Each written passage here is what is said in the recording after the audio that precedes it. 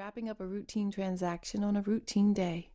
Suddenly, she began to sense a disturbance taking place around her, an unusual level of bustle and voices. She felt those first waves of alarm and adrenaline that wash over you when you sense you're in danger.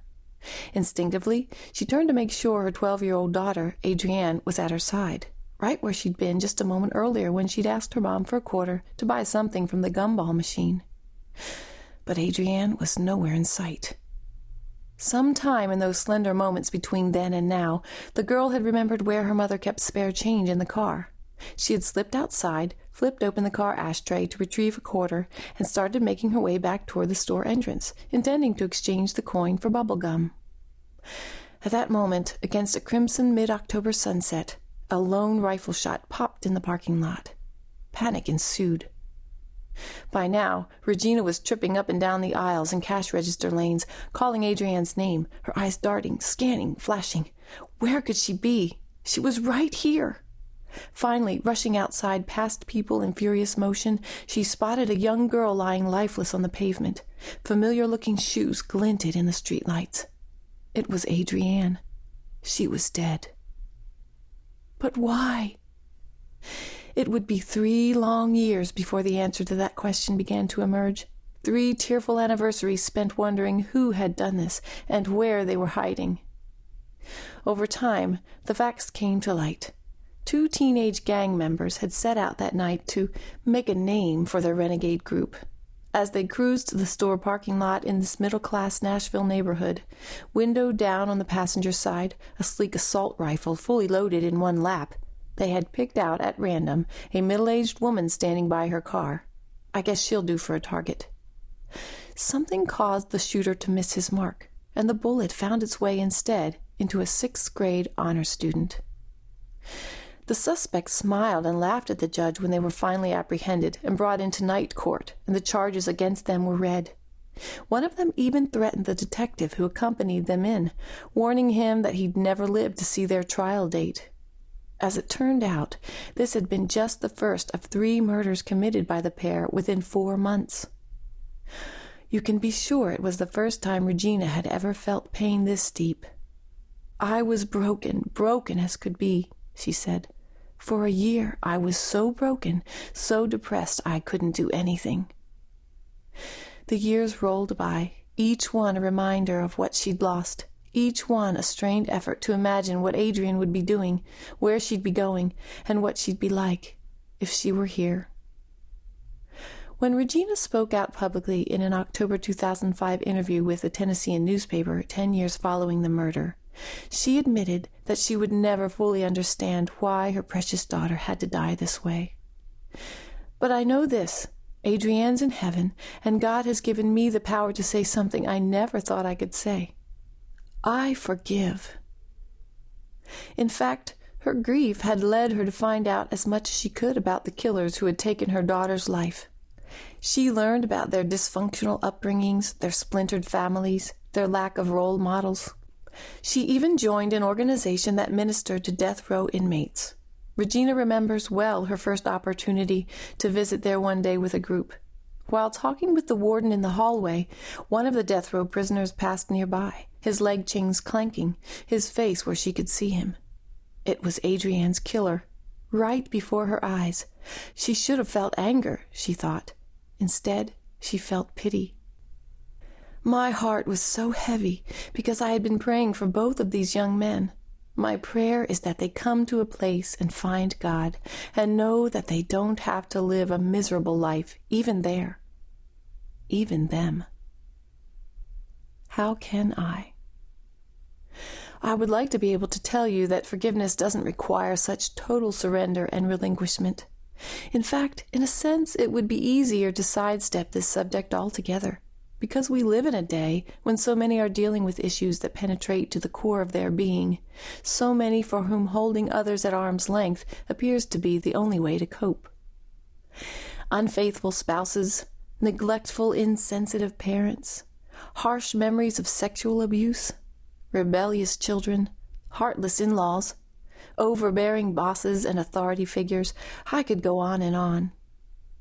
Through some 30 years of ministry, I have encountered more pain in human hearts and relationships than I would have thought possible. I don't think I'll ever forget the woman, for example, who stepped to the microphone at a conference where I was speaking and poured out the tragic story of her adult daughter's vicious murder at the hands of a stalker.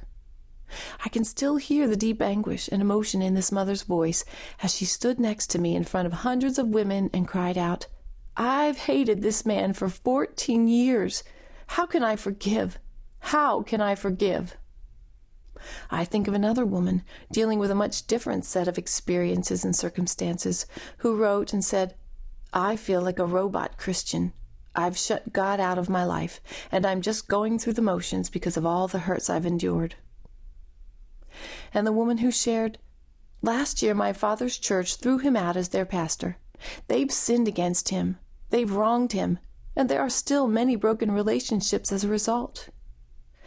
Then, expressing both the sense of helplessness and the longing she felt in her heart, she asked, "How do you forgive a whole church?" Our hearts ache at the thought of such injustice and pain. When people tell us these kinds of stories, we want to say, "If I were in your shoes, I'd feel the exact same way."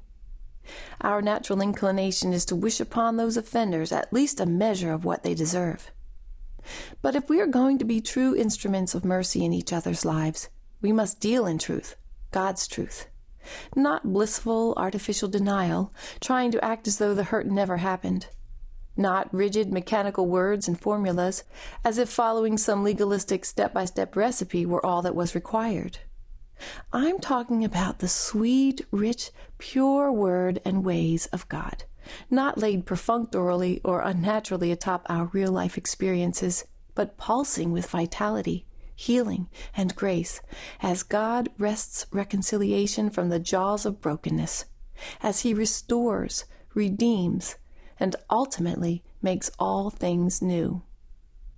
His truth is even strong enough to face situations where an apology never comes, or where an apology is impossible due to death or some other restriction, strong enough to leave us free and whole, heart and soul, by the gift of forgiveness.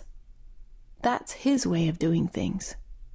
The prevailing mindset in our culture today, and far too often in the evangelical world as well, leaves us with permission to be coddled, even empowered, in our resentment, our broken relationships, and our unresolved conflicts. Well-meaning friends sometimes come alongside us, supporting our stubborn determination to exact payment from those who have sinned against us, sympathizing with our self-pity. But the Word of God makes clear that the cost of unforgiveness is great. We cannot expect to live at peace with God or to experience His blessing in our lives if we refuse to forgive our debtors. To do so is to choke out His grace and to allow Satan to get an advantage of us. 2 Corinthians 2:11. The wounds that have been inflicted upon you will not be made 1 ounce lighter by being stored up and left to fester. In fact, they will only become heavier and more burdensome. Sympathy can provide temporary relief, but nothing short of forgiveness can procure lasting release. The sharp teeth of bitterness. One of the most memorable characters in Charles Dickens's classic novel, Great Expectations, is an eccentric old lady named Miss Havisham. By the time we actually meet this unusual person in the story, it is her birthday. Years earlier, on this very calendar day, she had been dressing for her wedding, waiting for her fiancé to arrive. But at 20 minutes till 9, she received the numbing word that her groom had run away with another woman, and would therefore not be coming now or ever. From that moment on, life stopped for Miss Havisham. Every clock in her house was stopped precisely at the fateful hour of 20 minutes till 9. Heavy drapes were hung in the windows, blocking out all sunlight from her dim and ever more dingy home. She lived in seclusion with her adopted daughter Estella, while the wedding cake and feast lay rotting on the table, spiders carrying them off in bits and pieces, and mice scurried audibly in the walls. Most vividly of all, the jilted bride-to-be continued to wear the now fragile dress and wedding veil she had been wearing at the moment of her tragedy, their colors long since faded and yellowed. To keep listening to this audiobook, I've left you a link in the description so you can do it, at no cost thanks to Audible's 30-day free trial.